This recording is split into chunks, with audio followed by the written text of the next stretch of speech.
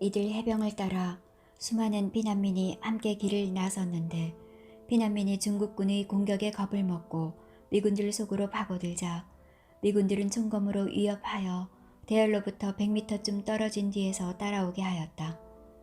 동부전선의 제9병단은 후퇴하는 미 제10군단과 한국군을 추격하였으나 상대는 12월 24일 흥남에서 전투기와 군함의 화력 지원에 힘입어 동해상으로 무사히 철수한다. 12월 12일부터 개시된 해상철수작전과 함께 흥남 남쪽에 위치한 연포 비행장을 통한 항공철수도 이루어졌다. 교두보 밖에 중국군이 몰려들기는 하였지만 공격은 예상 밖으로 미약하였다. 중국군의 입장에서 본다면 당시 흥남 일대에 밀집된 미 제10군단과 한국군 제1군단을 일거에 경멸시킬 수 있는 절호의 기회였다. 그러나 그들 주력의 대부분은 장진호 일대에서 미 해병 제1사단과 힘겨루기로 대부분 무너졌고 남은 병력도 유엔군의 강력한 함포 사격과 공습의 집중 포화 장벽을 넘을 수 없었다. 이에 앞서 북한인민군은 11월 9일에 원산을 되찾았고 11월 17일에는 인민지원군 제9병단이 조선인민군 제3사단과 협공으로 함흥을 되찾았다.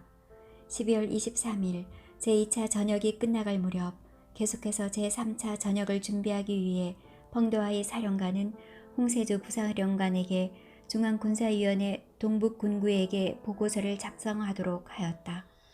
펑총, 어떤 내용을 쓸까요? 제일 필요한 게 미숫가루야. 미숫가루만 충분하면 미군은 문제없어. 그럼 받아 쓰라고. 적개의 파괴 행위 때문에 밤낮으로 불을 지펴 밥을 짓기 어려움.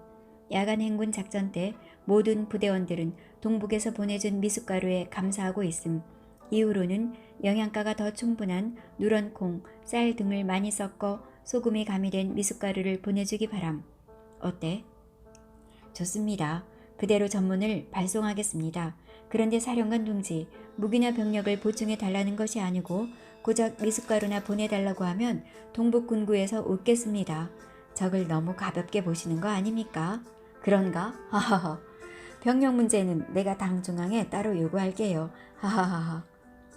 이번 청천강 일대와 장진후에서 벌어진 제2차 전역을 중국에서는 일명 청장대첩이라고 한다. 청은 청천강이고 장은 장진호이다. 장진을 미군들은 초신이라고 발음했다. 이것은 장진에 대한 일본어 표기이다. 당시 미군이 가진 작전 지도가 일제강점기 때 일본이 작성한 지도를 영어로 옮긴 것에 불과한 수준이었기 때문이다. 그들은 그 뒤로도 장진호 전투를 줄곧 초신호 전투라 해오고 있고 장진호 전투에서 구사일생으로 살아남은 소수 인원들의 모임을 초신퓨라고 하고 있다. 당시의 뉴스위크지는 진주만 피습 이후 미군 역사상 최악의 패전이라고 혹평하였다. 미군 워싱턴 DC 6.25 전쟁기념공원에는 초신 전투에서 희생된 척구병들의 동상이 있다. 일리노이주 6.25 전쟁기념비에는 초신 전투의 장면이 조각되어 있다. 미네소타주 맨카토 참전 기념비에는 초신 전투 참전자를 기념하고 있다. 미군들은 한국의 초신에서 얼마나 격렬히 싸운 줄 아느냐고 하지만 한국인은 초신이 어딘지 모른다. 한국인은 미군들에게 장진호를 말해도 미군은 장진이 어딘 줄 모른다. 바로 동상이 몸을 상징적으로 말해주는 좋은 예인 것이다. 한국인은 일본놈 하면 공산당보다 10배는 더 싫은 존재이지만 미국은 그런 의식이 없는 둘도 없는 동지이다. 그래서 51년 10월 26일 원산 상륙 작전을 할 때도 이북에 설치한 어뢰 때문에 상륙을 못하자 일본 특공대를 데리고 와서 어뢰 제거를 시켰던 것이다.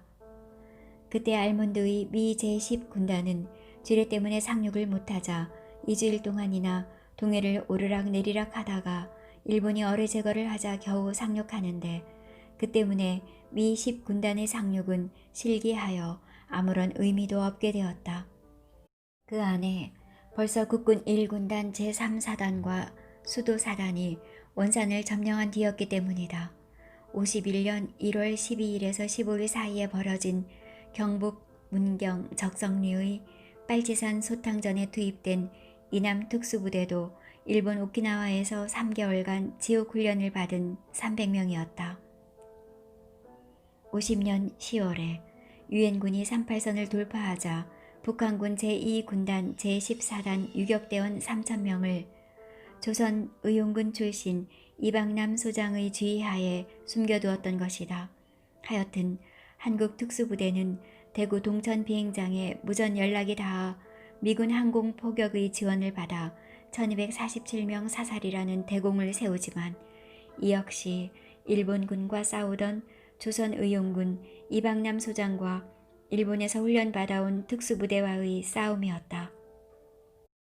크리스마스 이틀 전 황급히 도망가다가 교통사고로 사망한 워커의 후임으로 리즈웨이 장군이 취임하였다. 리즈웨이는 중도적 인물로서 2차 대전 때 공수사단장을 하던 사람이다. 그때 리즈웨이가 친구에게 보낸 편지에서 미군에 대하여 솔직한 자신의 심정을 말하고 있다. 한눈에 봐도 아군은 자신감을 잃었어. 눈빛에도 발걸음에도 자신감이 없고 밑으로 병장에서부터 위로 장군에 이르기까지 모두 침체되어 있네. 활기에 넘치는 군대의 모습, 공격성 같은 것은 전혀 찾아볼 수가 없어. 매튜 리즈웨이 중장은 12월 26일 한국에 도착하자마자 알몬드 제10군단장을 불러 제10군단이 제8군에 예속한다는 점을 분명히 했다. 메가더 때문에 잘못된 지휘체계를 이제야 바로잡은 것이다. 그러나 그의 한국에 대한 관념은 다른 미군 지휘자들과 크게 다를 바가 없었다. 수류탄 2개를 앞 가슴에 매달고 나타나 결연한 의지를 표현한 것까지는 좋았으나 어디서 알았는지 마한 진한 변한의 이름을 일본식으로 외면서 조선은 전에도 항상 갈라져 있었다는 등의 말을 하면서 자기의 임무는 한반도의 통일이 아님을 내비치고 있었다. 서부전선으로 북진한 미 제8군은 육로로 후퇴할 수 있었지만 동부전선의 장진호 방면으로 북진한 미 제10군단의 병력은 원산 지역이 중공군에게 넘어가자 퇴로가 차단되는 지형 특성상 해상으로 철수할 수밖에 없는 상황이었다.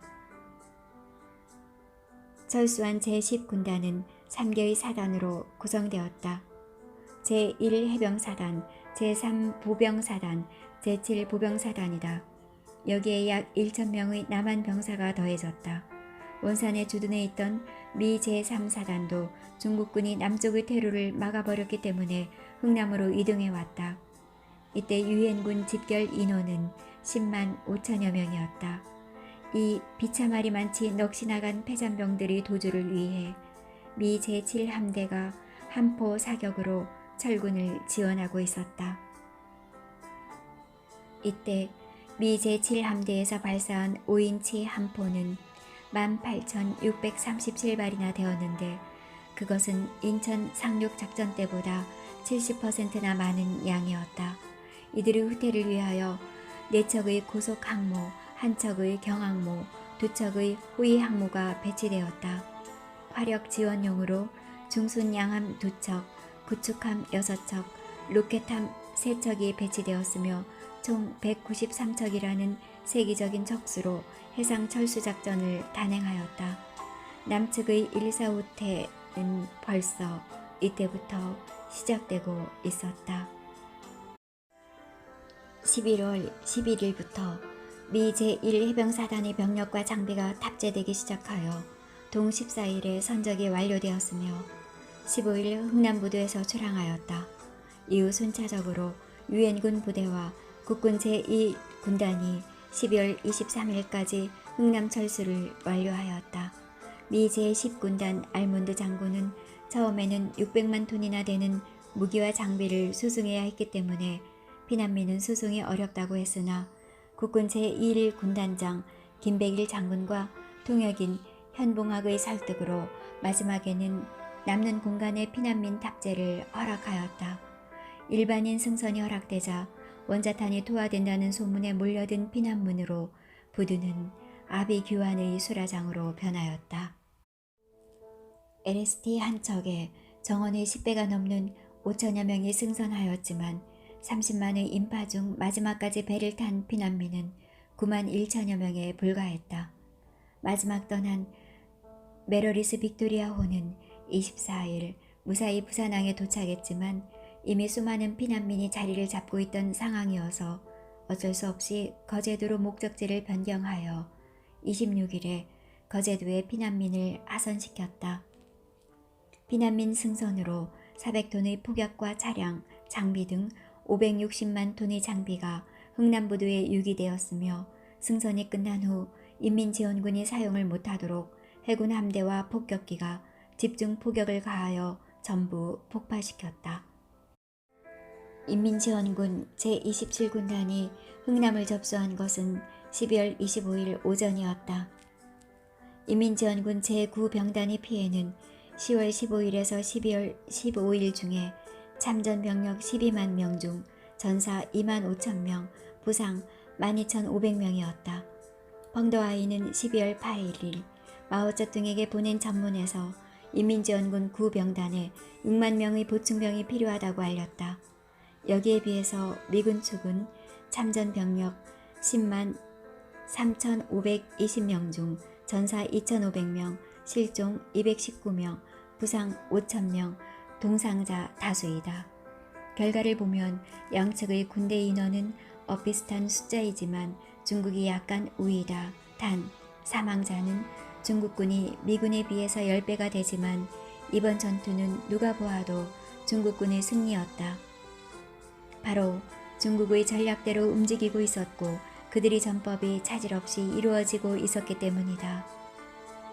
크리스마스 이브인 12월 24일에 흥남에서 철수함으로써 지난 10월 1일에 38선을 넘어 북으로 돌진한 국군과 유엔군은 불과 85일 만에 다시 38선 이남으로 모두 물러나게 되었고 통일의 꿈은 멀어져 갔다. 공교롭게도 이날은 바로 메가더가 크리스마스 공세로 전쟁의 종말을 장담하던 날이기도 하였다.